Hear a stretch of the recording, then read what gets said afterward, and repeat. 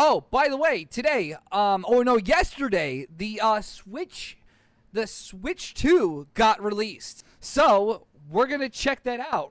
Hope you're well. Nintendo just launched the Switch 2 and I'm excited to share my first look because it'll be replacing my original Switch that I spent so many hours with and got me through those rough times in 2020. So the Switch 2 is similar to the original Switch from 2017. He's right, those were rough. It has the same portable design, detachable Joy-Con controllers, and the USB-C with headphone jack outputs are still here. But it is also a lot bigger. It packs some serious upgrades like the 7.9-inch 120Hz display, updated user interface, more internal storage, and a 4K compatible dock with a LAN port. So today let's unbox it together, set it up in the lounge room, compare it to the original Switch, play some Mario Kart World, and we'll find out if the Nintendo Switch 2 is worth buying.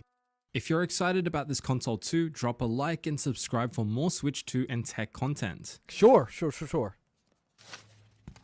Look at that. Hey, I hated those things. I hated that back thing that was on there. The little kickstand that they used to have like right there. Dude, those things sucked. Those things were like the worst. It had like the little flimsy plastic kickstand right there. Like, that looks like, a lot better. Unboxing this in hand, the Switch 2 feels leagues better than the original Switch. The build quality is great, it's really sturdy, even the speakers immediately sound light years better too. Switching it on, there's a small software update, and then I must say, the setup was a total breeze. Bring the previous Switch close, and it transfers my profiles, settings, and games over within just a few minutes over Wi-Fi. Now, this Switch 2 came with the Mario Kart World bundle. Right, you got a bundle. So the very first thing I did, of course, is redeem the game code in Nintendo eShop, and I'm really excited to put this console in game to the test. And wow, the first impression is that the new larger screen looks great. It's one of the highlights of the Switch 2. It's bigger, brighter, and smoother. Look good. The problem that I've always had with the Switch in handheld mode, which is why I avoid ever using it in handheld mode, is that it looks super small and it looks super grainy. Sure, it's a great, handheld to, carry around, but ever since I've gotten, my Steam Deck, I haven't touched it. Better yet, before I even got the Steam Deck, I never even touched it. So it's just not, a relevant thing for me at all. And a lot more vibrant. But this does look good. It's really a night and day difference. Mario Kart World looks incredible on the screen, but so do previous Switch games. The screen also supports variable refresh rate and HDR, and although sadly it's not an OLED screen, it is a very solid LCD screen. I'm looking screen. for my phone. In the hand, the Switch 2 feels nice and easy to hold, even though it's 100 grams heavier. I think it's a decent trade-off for the much larger screen. Yeah, that's pretty okay. I don't mind carrying a huge thing at all. I don't mind that whatsoever. If it's if it's got some power to it and it's got some beef and bones to it, then I'm fine. I can deal with weight. I'm a strong boy. I can lift a little small tablet. That's okay. Supports a full 4K resolution with inbuilt fans to keep it cool, which you can barely hear from the couch, which is a good plus. And games looked amazing at 4K HDR on this Sony G4 TV. It's amazing to finally be able to play favorite games like Mario Kart in full 4K.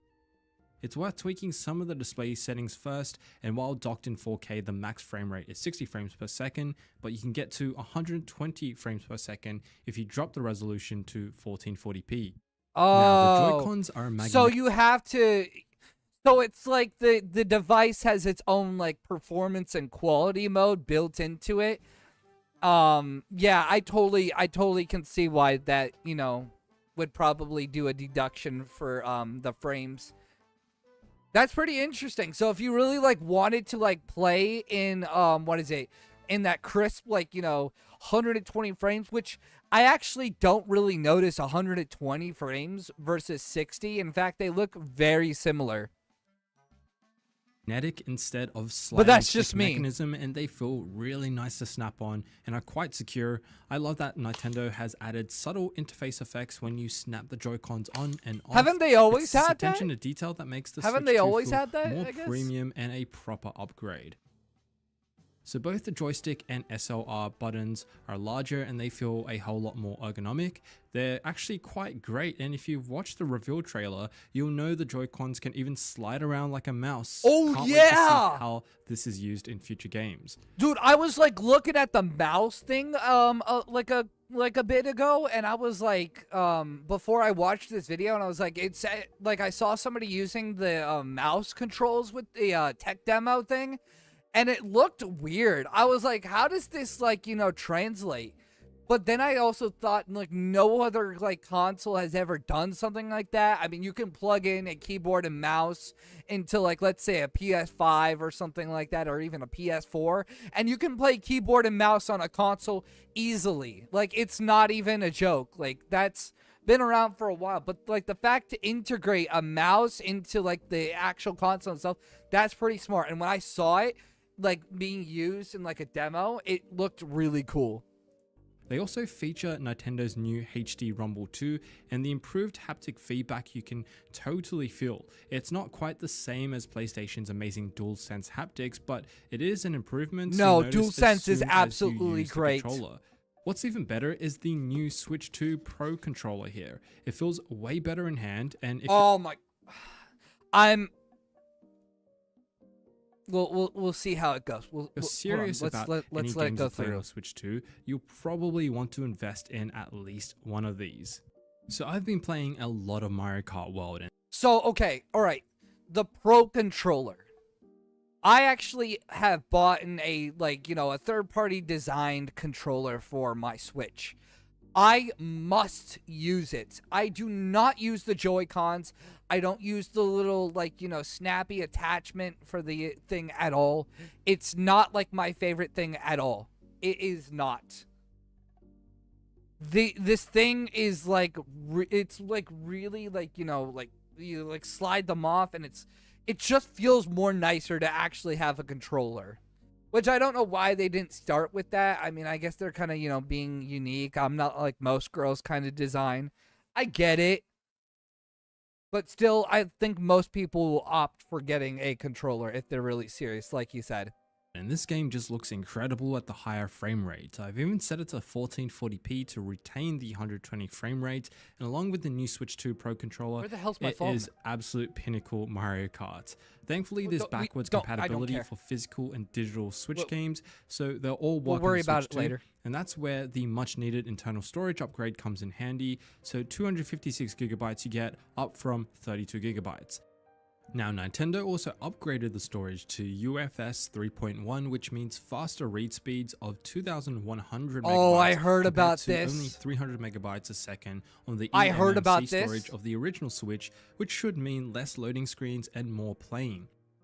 That's good. And if you need more storage on the Switch 2, there's always the micro SD express card slot for expansion. Oh, there it is. There it is. So Nintendo is kind of being a little scummy here. They're being scummy about a couple things, but they're being scummy about this. You need to buy their, supported SD card. You cannot bring just, your average SD card and slot it in. You have to bring your own SD card. Nintendo has been like that for a lot of things. I tried to, I probably shouldn't say, but who cares? It's an old device. I tried to homebrew my 3DS, and I needed a certain, capacity SD card. If I went over 100, it wouldn't take it. So, they've been scummy about storage for a long time, but this is a whole new level. Do I like the Express micro SD? No. I don't think it's good. I think generally you should be able to put your own SD card in there, slot it in, slot it out. It should not be rocket science. It's not rocket science for a lot of other things. I don't know if this micro SD Express is made by Nintendo specifically or made in partner with Nintendo for the funds to go to Nintendo. So I don't know if it's totally legit scummy, but I'm pretty sure it's a thing.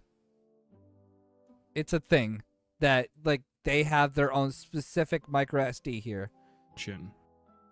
So one of the best things about the Switch is how versatile it is, handheld, tabletop, and TV mode. Using the Switch 2 portably in the hand, it feels great, good. and the larger buttons and joysticks are more ergonomic for adult hands, and there's less hand fatigue if you play for hours. Yeah. Paired with the upgraded display, and it's a I treat had that when playing too. games on flights or on the train to work. In tabletop mode, the new kickstand is much better than the flimsy leg. God!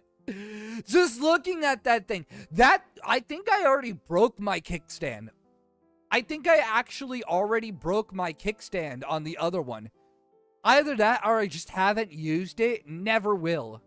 It's the worst ever, attempt at a kickstand ever. They definitely learned that by going with the metallic kickstand that's more durable, but I bet you that thing probably give a little bit more force than, this one. It will snap. Like on the original Switch, it's a lot more functional and customizable when playing with friends as well, and the magnetic looks Joy-Con good though 2s too. are awesome That does for look local good. multiplayer games. That's a big Then screen. when docked, the new fans kick in to support that 4K HDR gaming experience, and games run smoothly at the higher resolutions with improved textures and lighting effects. I always had a problem with the Switch tube, not the Switch one burning up a little bit and having a genuine problem in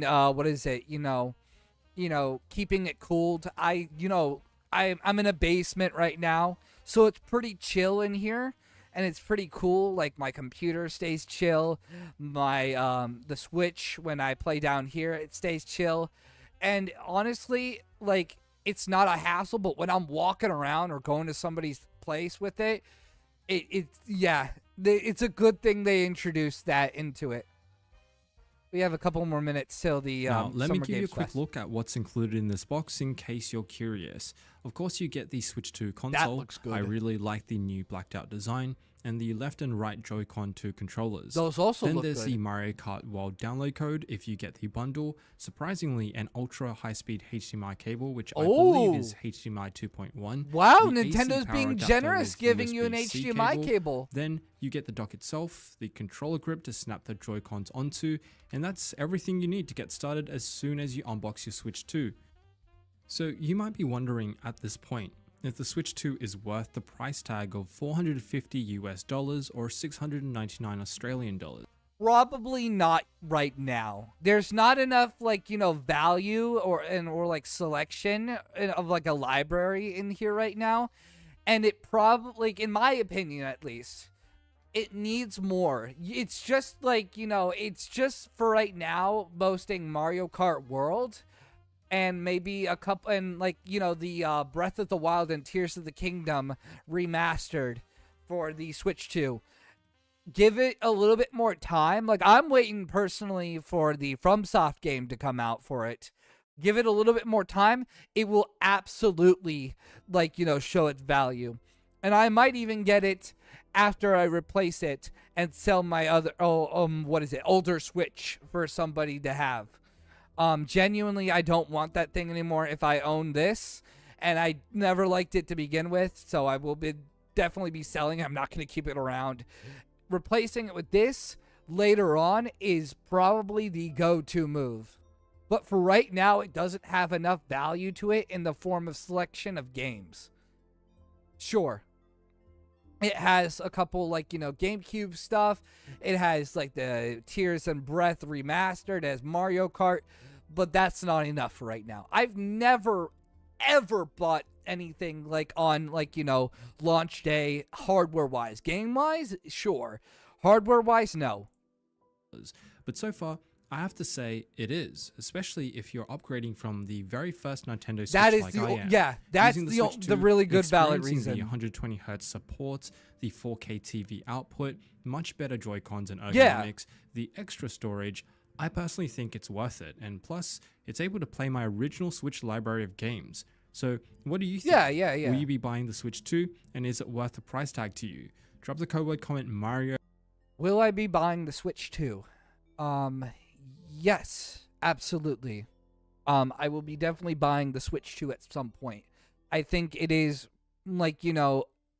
it's required later on if you want to enjoy the next set of games that they have.